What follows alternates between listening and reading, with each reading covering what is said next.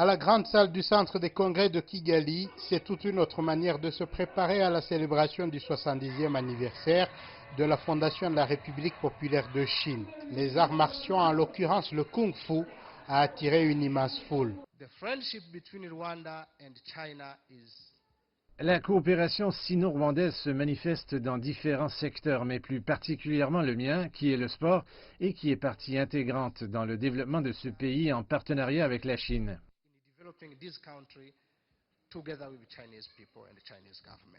Au fil du temps, les fausses mentalités sur les arts martiaux chinois changent.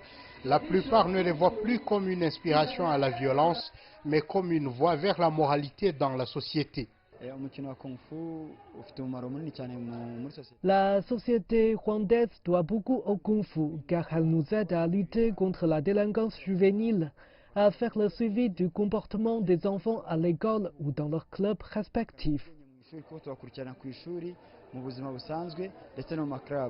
Si les autorités rwandaises sont actuellement hautement alarmées par le taux élevé des violences conjugales et de la délinquance juvénile, certaines familles se disent satisfaites de la moralité développée chez les leurs grâce à ce que le Kung Fu inspire. Le Kung Fu ramène à la raison. Certains enfants indisciplinés apprennent à se discipliner en classe de Kung Fu.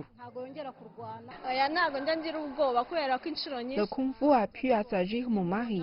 Il est pacifique, mais quand un voisin le provoque, il est beaucoup plus discipliné.